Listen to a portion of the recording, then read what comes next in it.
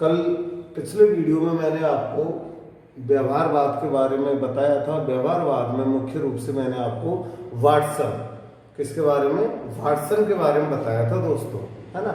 और उसी व्यवहारवाद में आज हम स्किनर को पढ़ेंगे।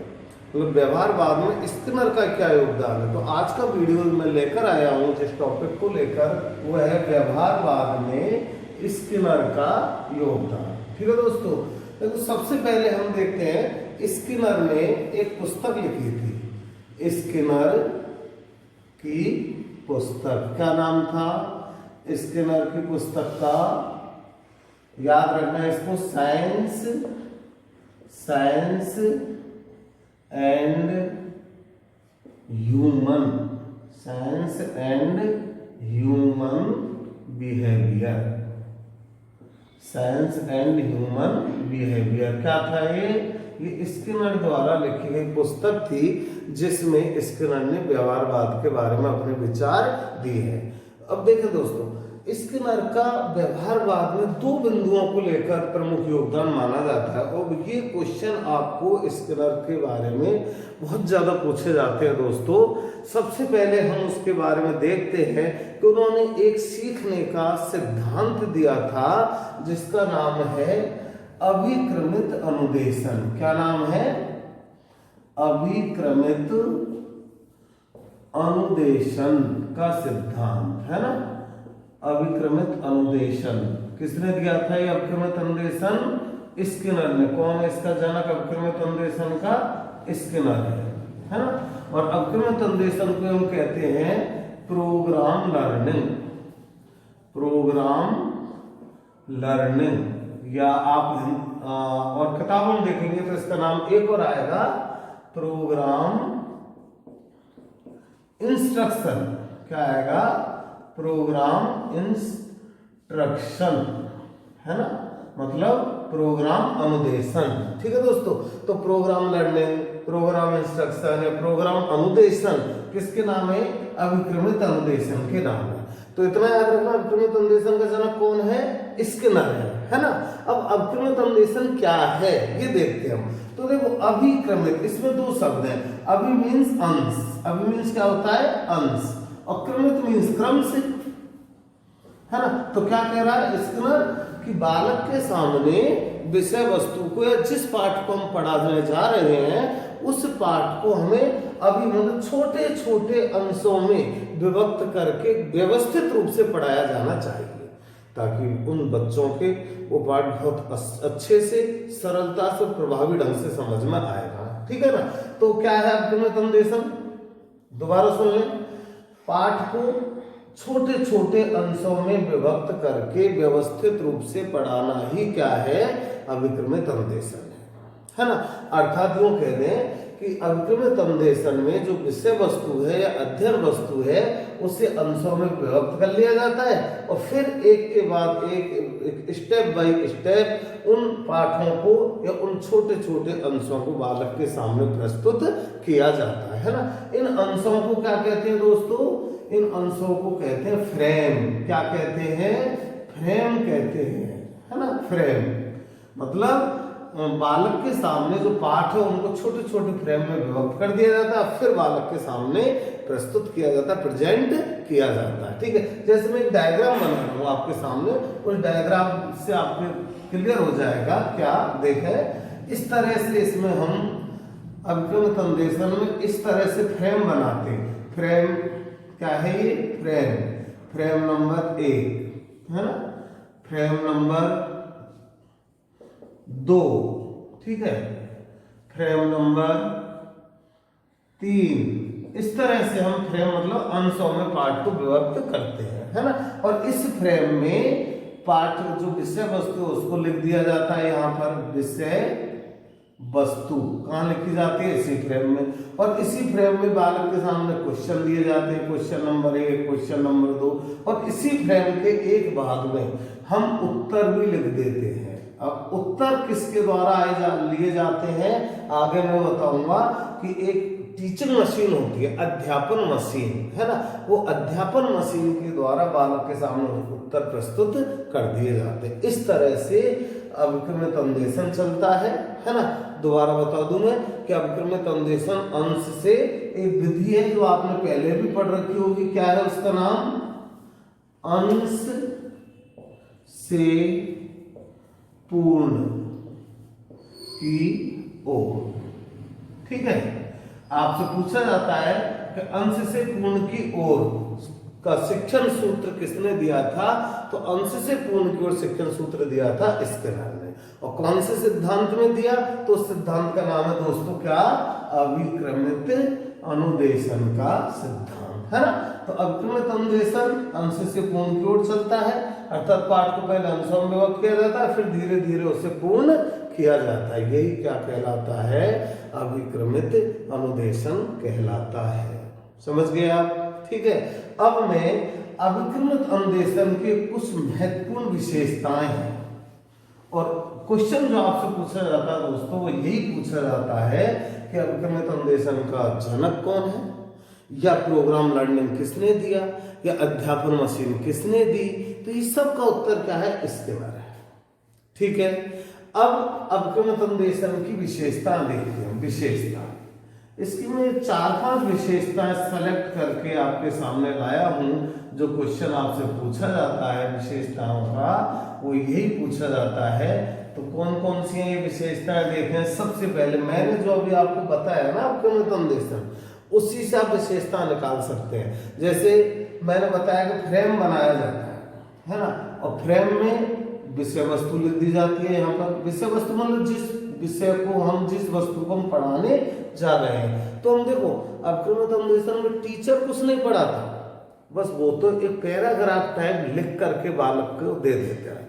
अब क्या होता है इसमें, बालक की खुद उस पैराग्राफ को पढ़ता है, समझता है, और फिर उसके नीचे जो क्वेश्चन दिए हुए हैं, जैसे मैंने बताया नहीं, इसी में क्वेश्चन होते हैं। क्वेश्चन के सामने रिक्त स्थान होता है जहां पर बालक अपने उत्तर लिखता है। तो बालक पहले पैराग्राफ पढ़ता है, फिर पैराग्राफ को समझकर क्वेश्चन पढ़ता है, और यदि पैराग्राफ उसके समझ में आ गया तो फिर वो क्वेश्चन के उत्तर भी रिक्त स्थान में लिख देता है। ठीक है, जब वो कंप्लीट कर लेता है अपने पैराग्राफ को, फिर जो अध्यापन मशीन उत्तर देती है, उन उत्तरों से बालक अपने उत्तरों का मिलान कर लेता है। यदि उत्तर मिल गए दोनों, तो इसका मतलब बालक उस पाठ को या उस फ्रेम को सीख गया, ये माना जाता है। ठीक है, और यदि वो बालक, अब कब माना जाएगा कि सीख गया, ये दोनों उत्तर मिल गए, अध्यापन मशीन के उत्तर और बालक द्वारा दिए गए उत्तर मिल जाते हैं समान, तो इसका मतलब बालक ने पैराग्राफ को समझ लिया, अर्थात बालक उस पाठ को सीख गया। ठीक है, अब तुरंत जब बालक के उत्तर मिल जाते हैं तो उसको फ्रेम नंबर 2 आया नहीं इसमें, अविक्रमित क्रम से पहला फ्रेम उसने कंप्लीट किया, फिर उससे दूसरा फ्रेम, फ्रेम नंबर 2 तुरंत दे दिया जाता है ना। इस तरह से चल, ऐसे तीसरा, इस तरह से व्यवस्थित और क्रमबद्ध रूप से चलता रहता है और पूरा पाठ कंप्लीट करवा दिया जाता है। ठीक है, आगे इसका स्ट्रक्चर क्या है आपके समझ में। अब देखें, आपसे मैं पूछ रहा हूं कि किसने पढ़ा, क्या टीचर ने पढ़ाया है, कि इसमें कुछ भी नहीं पढ़ाया। किसने पढ़ा, बालक स्वयं ने पढ़ा। तो एक विशेषता क्या निकल कर आ गई इसकी, अविक्रमित की स्वाध्याय अधिगम हुआ कि नहीं, बताओ। स्वाध्याय अधिगम मतलब बालक ने खुद स्वाध्याय किया, और अधिगम मतलब सीखा। ठीक है, दूसरी विशेषता क्या है देखें इसी में, स्वगति से सीखना। और ये क्वेश्चन आपको पहले भी एग्जाम में पूछ लिया गया है, स्वगति से सीखना, है ना। हुआ कि नहीं, स्वगति मतलब अपनी गति से। देखें, बालक को फ्रेम दिया, है ना। अब क्लास में बालक भाई कई प्रकार के होते हैं, जैसे पिछड़े भी होते हैं, एवरेज भी होते हैं, और इंटेलिजेंट मतलब प्रतिभाशाली या श्रेष्ठ, अति श्रेष्ठ आदि होते हैं, आदि प्रकार के होते हैं। ठीक है ना। अब जिस बालक की जितनी बुद्धि है, वो बालक उतनी ही जल्दी से देरी से उस फ्रेम को समझेगा। यदि इंटेलिजेंट बालक है तो इस फ्रेम को जल्दी समझ लेगा। यदि पिछड़ा बालक है तो वो समझेगा तो सही, लेकिन थोड़ा देर से समझेगा, क्योंकि इसमें टाइम की कोई लिमिटेशन नहीं, कोई बाउंडेशन नहीं है। कोई बालक उस फ्रेम को चाहे 1 घंटे में समझे, 1 मिनट में समझे, 1 दिन में समझे, 3 दिन में समझे, उसे अगला फ्रेम जब दिया जाएगा, जब पहला फ्रेम वह कंप्लीट कर लेगा। ठीक है, तो अब स्वगति हुई कि नहीं? यदि इंटेलिजेंट बालक है वो जल्दी समझ लेगा, उसे जल्दी दूसरा फ्रेम मिल जाएगा। पिछड़ा बालक है वो देर से समझेगा, उसे देर से दूसरा फ्रेम मिलेगा। तो स्वगति हुआ। तो दूसरी विशेषता क्या हुई उसकी? स्वगति से सीखना। ठीक है, तीसरा देखें हम, तीसरी विशेषता क्या है इसमें? नंबर 3, तुरंत पुनर्वलन। क्या है तीसरी विशेषता? तुरंत पुनर्वलन। ठीक है, हुआ कि नहीं तुरंत पुनर्वलन? अब आप बताएं तुरंत पुनर्वलन कहाँ हुआ इसमें? तो देखें, जब उस बालक को पहले फ्रेम कंप्लीट करने के बाद तुरंत उसे दूसरा फ्रेम दिया गया, तो दूसरा फ्रेम मिलते ही बालक को एक रीइंफोर्समेंट मिल गया, एक पुनर्वलन मिल गया कि इसका मतलब मुझ में सीखने की कैपेसिटी है, क्षमता है, मैं सीख सकता हूं। और हमें क्या चाहिए? बच्चों में केवल यही एक मोटिवेशन पैदा करना है हमें कि वो बालक अपने आप को ये समझे कि मुझ में सब कुछ करने की क्षमता है। तो दूसरा फ्रेम मिलते वो बालक मोटिवेट हो जाएगा, रीइंफोर्स्ड हो जाएगा और वो समझ जाएगा कि मुझ में सीखने की क्षमता है। ठीक है, तो तीसरा विशेषता क्या हुई इसमें? तुरंत पुनर्वलन, है ना। और चौथी देखें, फीडबैक। क्या इसमें फीडबैक मिलता है? अभिक्रमित अंदेशन में फीडबैक, मतलब पृष्ठ पोषण मिलता है ना, पीछे से दिया गया पोषण मिलता है। अब देखो इसमें पृष्ठ पोषण फीडबैक मिला कि नहीं मिला? कैसे मिला? टीचिंग मशीन के उत्तर से किया, यदि सही निकला उत्तर तो फीडबैक मिला। क्या मिला? कि जो बालक ने समझा, जो बालक ने उत्तर दिया वो बिल्कुल सही है, यही फीडबैक होता है। और यदि उत्तर सही नहीं मिले तो भी फीडबैक मिला कि भाई आपने अभी तक गलत उत्तर दिया है, आप नहीं समझे, इसका मतलब आप पैराग्राफ को दोबारा पढ़े, 2 बार पढ़ो, 3 बार पढ़ो, 4 बार पढ़ो। जब तक बालक कंप्लीटली नहीं सीखेगा तब तक उसे अगले फ्रेम पर नहीं पहुंचाया जाएगा। तो फीडबैक मिला, है ना।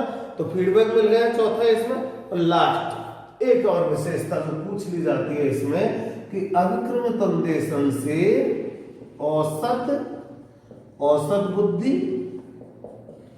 तथा पिछड़े बालक सीखते हैं।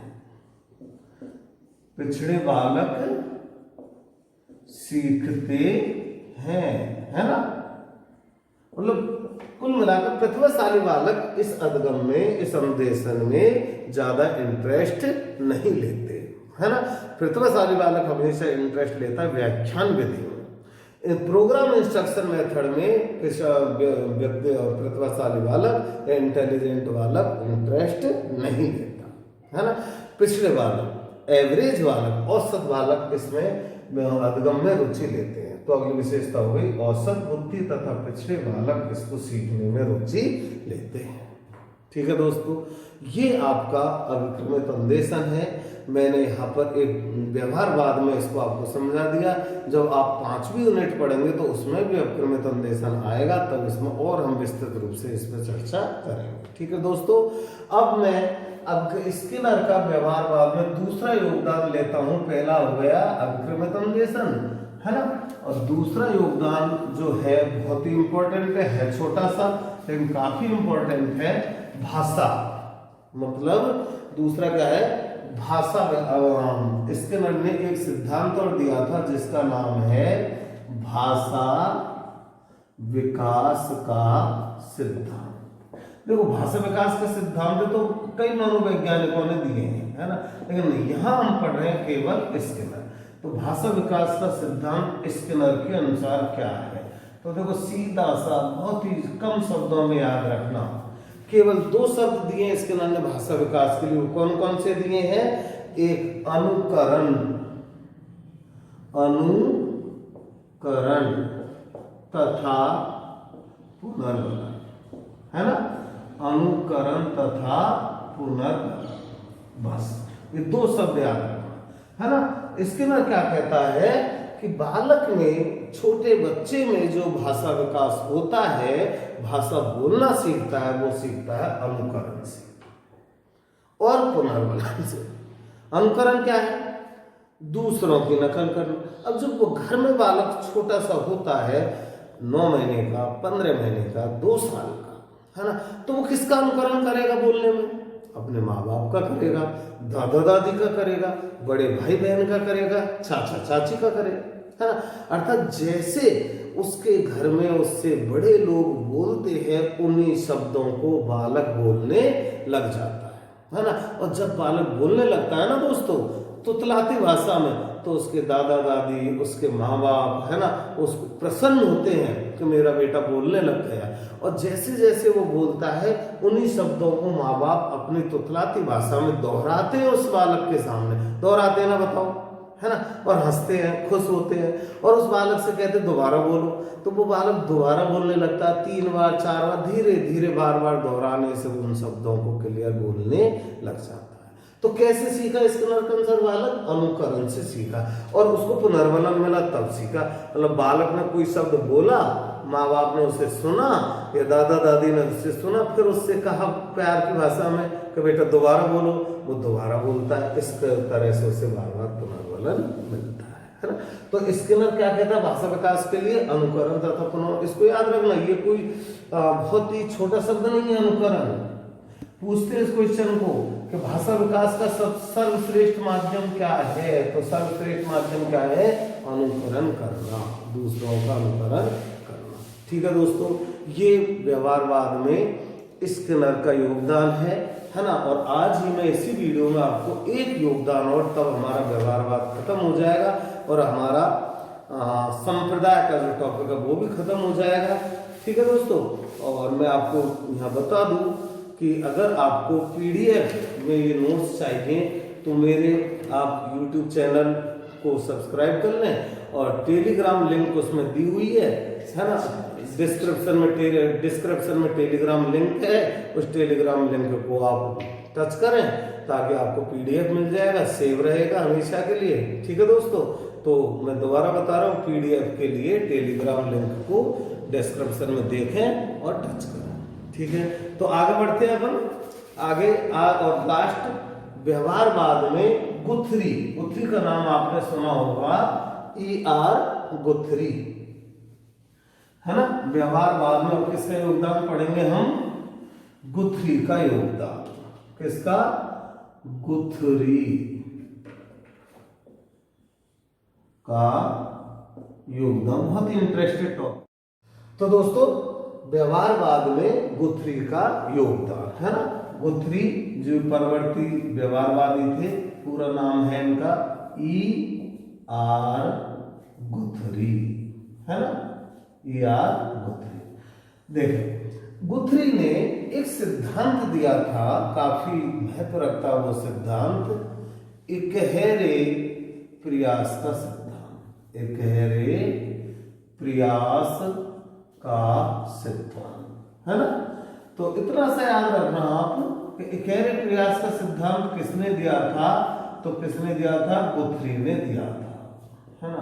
इकहरा प्रयास मतलब एक ही प्रयास। अब देखो क्या कहता है गुथरी सिद्धांत में? कहता है कि सरल चीजों को सिखाने के लिए बार बार प्रयास करने की आवश्यकता नहीं है। बस ये सरल चीजों को सिखाने, सरल पाठों को सिखाने, सरल कार्य को जब बालक सीखता है तो उसे कोई बार बार प्रयास करने की, या जैसे थर्नडाइक ने सिद्धांत दिया ना सीखने का, प्रयास और त्रुटि, गुथरी कहता है कि नहीं, प्रयास और त्रुटि की आवश्यकता ही नहीं है।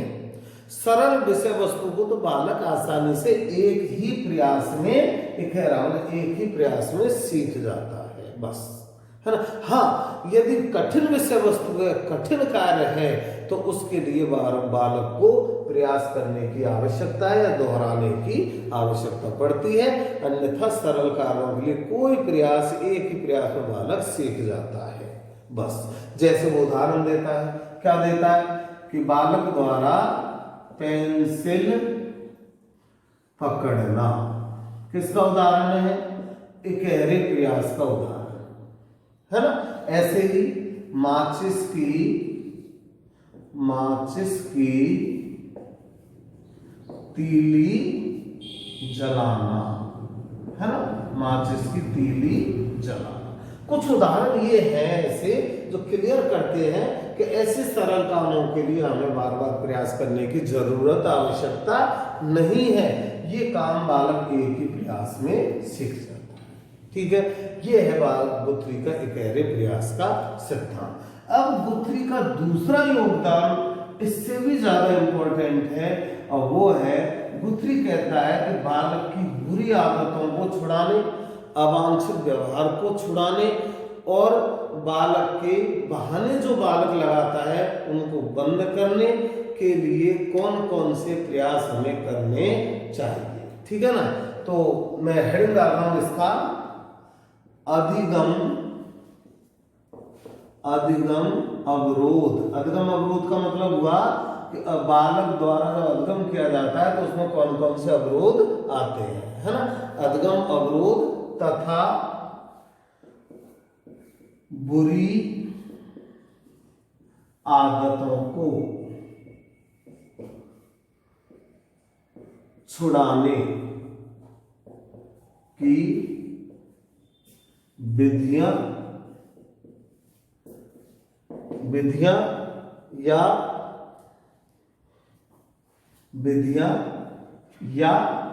सिद्धांत, है ना।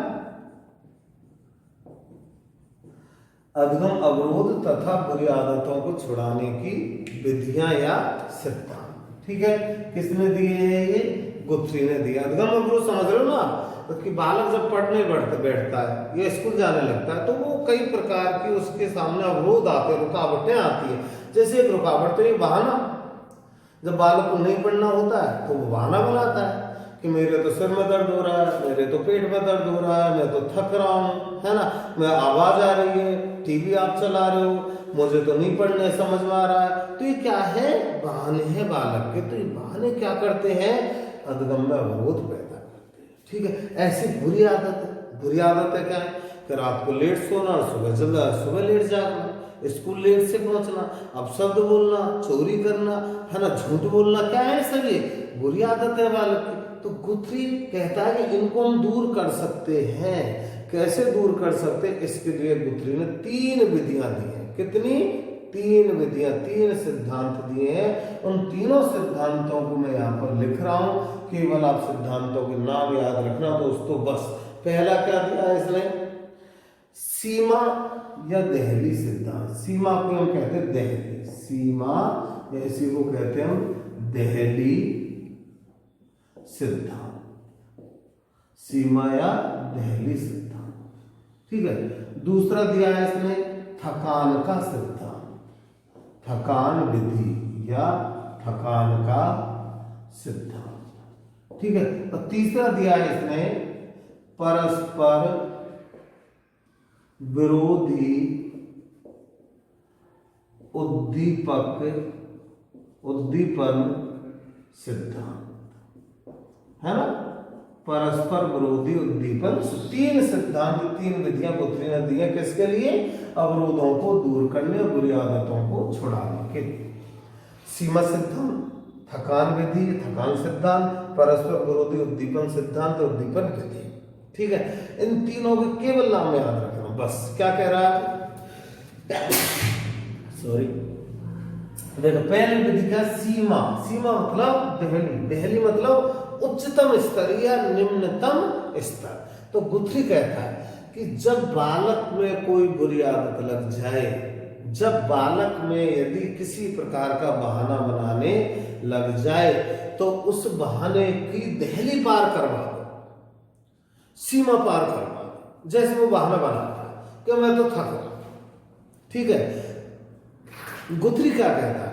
जब वो बहाना बनाता है मैं तो थक रहा हूं, तो वो कहता माँ बाप से, टीचर से, शिक्षकों से कि तुम उस बालक को और थकाओ, बहुत ज्यादा थकाओ, उससे और काम करवाओ। ठीक है, वो थकने में, पढ़ने में थकने का बहाना ले रहा है, तुम उससे और काम करवाओ, घर के काम करवाओ, है ना, खेलने के लिए भेज दो, दौड़ने लगवाओ, मतलब उसे इतना थका दो कि वो अपने आप ही थकना बंद कर देगा और वो बालक थकने का बहाना बनाना बंद कर देगा। क्योंकि दोस्तों मैं आपको एक फंडा दे दूं कि मानसिक थकान से शारीरिक थकान आती है, और शरीर नहीं थकता है दोस्तों। जब मस्तिष्क से थक जाते हैं, मतलब हमारी सोच जब थक जाती है, तब हम थकते हैं शरीर से।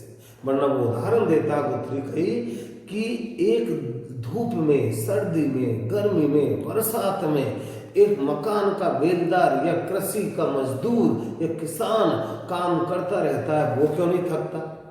ये कूलर और एसी में बैठने वाले बच्चे पढ़ने के नाम से क्यों थक जाते हैं? तो मानसिक रूप से पहले थकते हैं, फिर शारीरिक रूप से थकते हैं। तो हम थकान के सिद्धांत से उसके क्रोध, अब मैं कुछ उदाहरण ले रहा हूं कि डर, क्रोध, क्या इससे हम डर, है ना, क्रोध जैसे बुरी आदतों को छुड़ा सकते हैं। किसके द्वारा?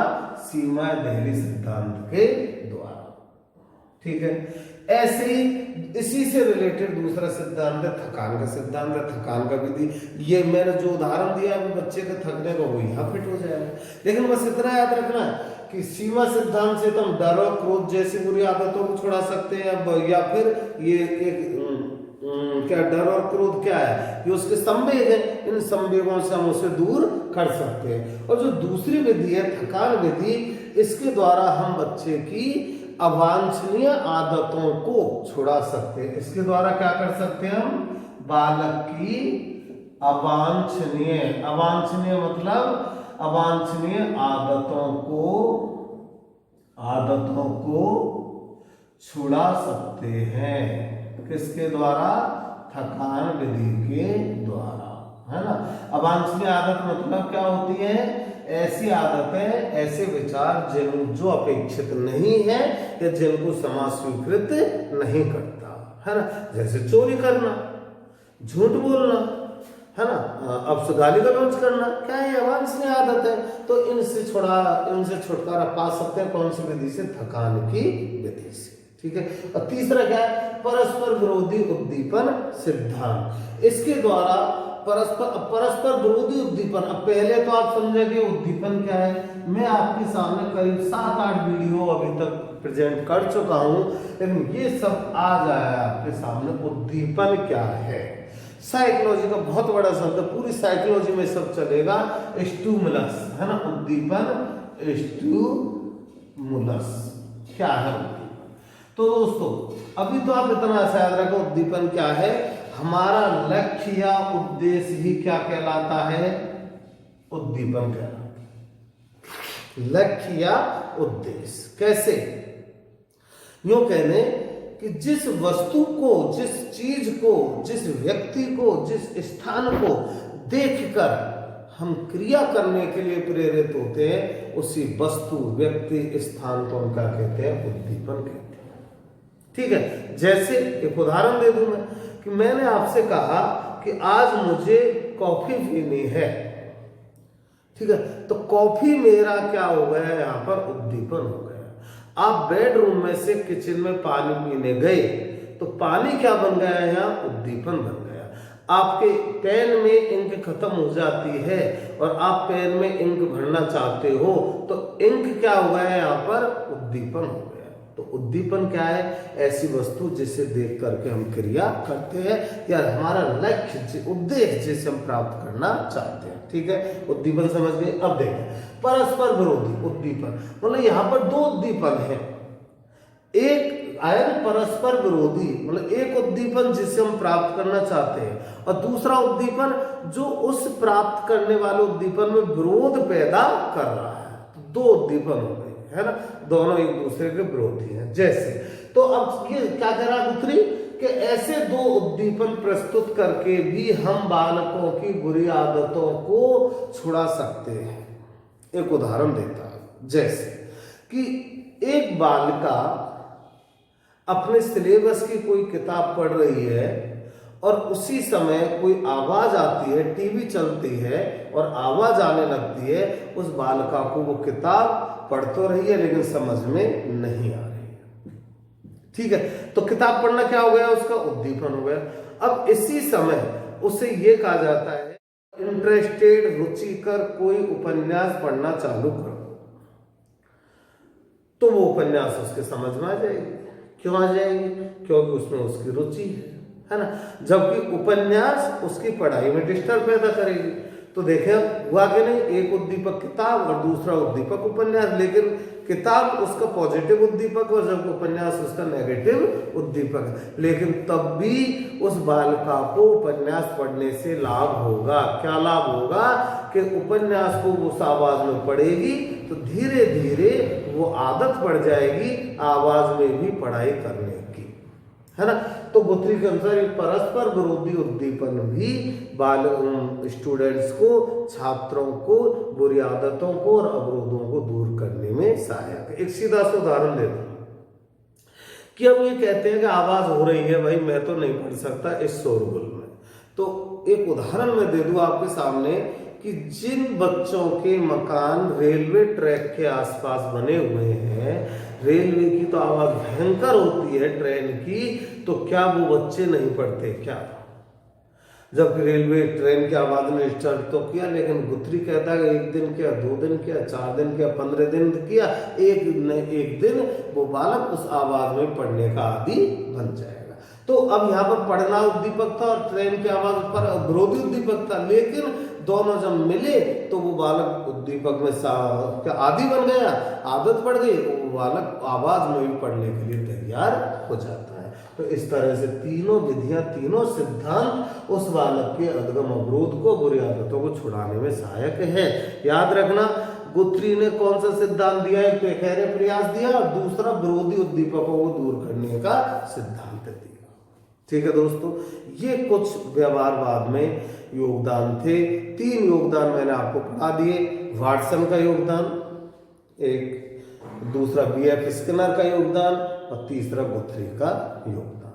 ठीक है दोस्तों, और लास्ट में बता दूं कि प्रमुख परवर्ती व्यवहारवादी, कभी कभार एक छोटा सा क्वेश्चन पूछ लेते हैं कि व्यवहारवादी कौन है, इनमें परवर्ती व्यवहारवादी कौन है, और ये मेरे PDF में भी आपको लिखा हुआ मिल जाएगा, है ना।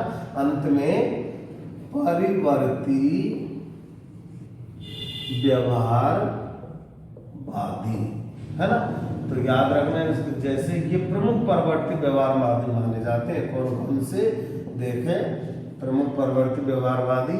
एक तो BF स्किनर, है ना, परवर्ती व्यवहारवादी, परवर्ती मतलब बाद। दूसरा ER गुथरी और तीसरा CL हल। तीनों ये परवर्ती व्यवहारवादी माने जाते हैं। ठीक है दोस्तों, थैंक यू, दैट्स ऑल। मेरे YouTube channel quality classes GGC को सब्सक्राइब करें, लाइक करें, ज़्यादा से ज़्यादा शेयर करें, बेल आइकन को प्रेस करें ताकि समय समय पर मेरे नियमित वीडियो आपको मिलते रहे। और दोस्तों एक सूचना और दे दूं अंत में, मैं आपको मेरे टेलीग्राम लिंक को तो आप टच कर ही लेना, और साथ में आप रोजाना के लिए मैं बता दूं कि 10 बजे के बाद डेली मेरा एक वीडियो साइकोलॉजी का अपलोड हो जाया करेगा। तो 10 बजे के बाद कभी भी आप मेरे YouTube चैनल को सर्च करके और अपने टीचिंग, अपनी रीडिंग तैयारी जारी रखें। और मैं और कोशिश कर रहा हूँ ज़्यादा से ज़्यादा और वीडियो आपके सामने अच्छे से अच्छे, ज़्यादा वीडियो तो मैं डेली लाऊंगा ही, अच्छे से अच्छा मैटर लेकर आपके सामने आऊँगा। दोस्तों एक और बात, जो मेरे पास ज़्यादा एक क्वेरीज आ रही थी और लड़कों की मेरी डिमांड थी कि सर आप हिस्ट्री का वीडियो चालू करें, तो दोस्तों 1-2 दिन में बस मैं हिस्ट्री और राजस्थान जीके, जो आपको और कंपटीशन में भी काम आएगा, हिस्ट्री और Rajasthan, Indian history and Rajasthan GK, संपूर्ण राजस्थान जीके के वीडियो भी आपको 1-2 दिन में मिलने जा रहे हैं। ठीक है दोस्तों, राजस्थान हिस्ट्री में खुद केशव गुप्ता लेकर आऊंगा और राजस्थान जीके निखिल अग्रवाल, जो पटवार भर्ती में भी सेलेक्ट हैं, और इसके बाद इसी साल उनका सिलेक्शन KVS में भी हुआ है। निखिल सर के द्वारा आपको राजस्थान जीके का वीडियो लेकर लाया जाएगा। ठीक है, थैंक यू।